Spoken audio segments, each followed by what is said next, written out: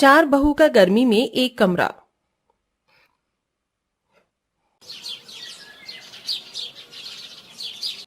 अरे वाह, एक तो चिराग मेरे घर में पहले से था, बाकी के तीन और भगवान ने मुझे नसीब किए हैं।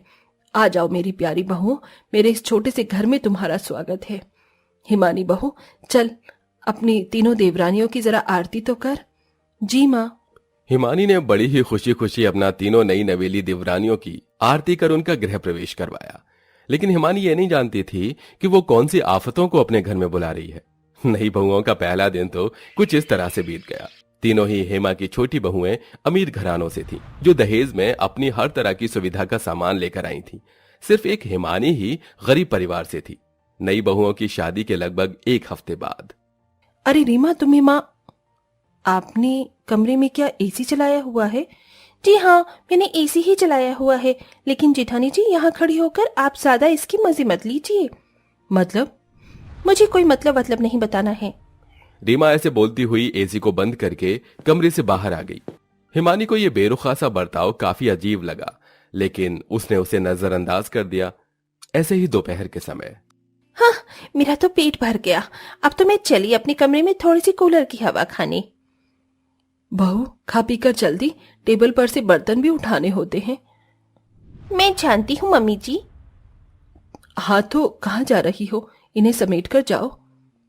मम्मी जी, जेठानी जी है तो सही, इन्हें समेटने के लिए तो मैं मेहनत क्यों करूं?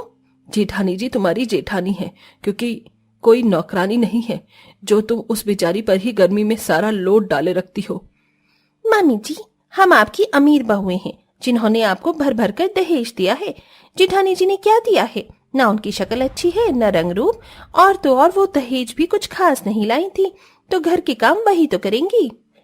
उल्टा अपनी सास को ही समझाकर सावित्री अपने कमरे में चली गई। तीनों छोटी अमीर बहुएं यही करती थीं। सारा सारा दिन बेचारी हिमानी ही कामों में लगी रहती थी और तीनों अमीर बहुएं अपने अपने कमरों में कोई एसी चलाकर तो कोई कूलर पंखे में ही अपना समय गुजार देती थी। हिमानी के कमरे में किसी भी तरह के कूलर और एसी की सुविधा नहीं थी। एक पंखा उसके कमरे में लगा हुआ था जो ठीक से हवा नहीं देता था। ऐसे ही सिलसिला जारी था। तीनों देवरानियां गर्मी में अपने कमरों में से निकलती भी नहीं थी और बेचारी हिमानी ही पागलों की तरह घर के सारे काम करती रहती थी। हिमानी, कहाँ जा रही हो? माँ जी, मैं खाना बनाने जा रही थी। तू खाना क्यों बनाएगी? सुबह से सारे काम तू ही कर रही है। तू घर की बड़ी बहू है, अपनी देवरानियों को बोल कि वो कोई काम देखें। माँ जी, उन्हें बोलने का कोई फायदा नहीं है, वो कोई काम नहीं करेंगी, और अगर मैंने उनसे कुछ करने को कहा भी तो हो सकता है कि बेवजह कोई बात बन जाए। हिमानी ऐसे बोलकर रसोई में चली गई। गर्मी में पूरी रसोई में भपका हो रहा था। ऐसे में हिमानी ने गैस जलाई और वो खाना बनाने लगी।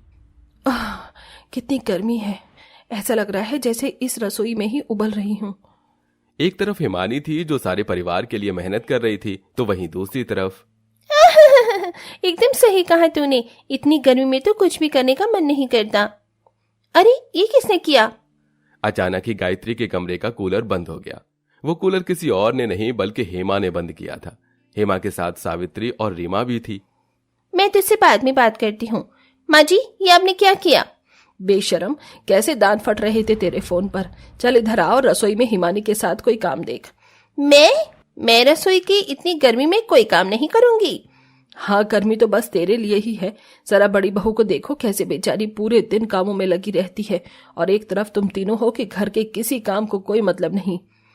ऐसा नहीं है माँ जी, हम भी घर के काम करते हैं, बस जेठानी जी जरा ज्यादा हाय हल्ला मचाती हैं। अच्छा, तुम भी काम करती हो और तुम्हारी जेठानी हाय हल्ला मचाती है। ठीक है। क्या ठीक है? आज से तुम तीनों को अपने कमरों में जाना बंद। क्यों माँ जी? अब से तुम तीनों अपनी जेठानी हिमानी के कमरे में रहोगी। क्या? लेकिन क्यों माँ जी? बस यही मेरा फैसला है, और अगर किसी को इससे दिक्कत है तो बाहर का दरवाजा यहीं सामने की तरफ है। हेमा की बात तीनों बहुएं समझ नहीं पाई थीं, लेकिन उन्हें न चाहते हुए भी उसकी बात को मानना पड़ा। हेमा ने तीनों बहुओं के कमरों में ताला लगा दिया और तीनों को हिमानी के कमरे में छोड़ दिया। अब रहो यहाँ। हेमा मुस्कुराती हुई वहां से चली गई। ये माँ जी हमसे चाहती क्या है? इन्होंने हमें इस छोटे से कमरे में क्यों बंद कर दिया है? सही कहा, यहाँ पर तो बैठने का भी मन नहीं कर रहा है। माँ जी ने कुछ सोचकर ही ये फैसला लिया होगा। आप सभी गर्मी के बारे में ज्यादा मत सोचिए। अगर आप गर्मी को भुलाकर किसी काम में लग जाएंगी तो आपको ये कम महसूस होगी। तुम तो बोलो ही मत, काली कल्लो जेठानी जी, ये जो भी हुआ है सब कुछ आपकी ही वजह से हुआ है। तीनों देवरानियां अपनी जेठानी पर भड़कने लगीं, लेकिन जेठानी कुछ नहीं बोली। आखिर में गर्मी से परेशान होकर तीनों अमीर बहुओं ने किसी न किसी काम में ही लगने का फैसला लिया। मैं तो जा रही हूँ ठंडे ठंडे पानी से बर्तन धोने। मैं भी कोई काम कर लेती हूँ, कम से कम इस गर्मी से तो ध्यान हटेगा। तीनों ही बहुएं कामों में लग गईं। ये देख हेमा काफी खुश हुई। इसी तरह से रात हो गई। हेमा के चारों ही बेटे शहर से बाहर काम करते थे, वो भी घर पर नहीं आए। और माँ जी, रात हो गई है, अब तो हम अपने कमरों में जा सकते हैं ना? नहीं, बिल्कुल नहीं। क्या मैंने बोला कि तुम अपने कमरों में चली जाओ? लेकिन माँ, इतनी गर्मी है, हम जेठानी जी के कमरे में नहीं सो पाएंगे। मैं नहीं जानती, जैसी भी हो मैनेज करो। ऐसे बोलकर हेमा अपने कमरे में चली गई। चारों बहुएं एक कमरे में ही चली गईं, जिसमें हिमानी तो सुबह की थकी हारी बिस्तर पर लेटते ही सो गई, लेकिन तीनों अमीर बहुएं बहुत गर्मी लग रही है, मैं कैसे सोऊं?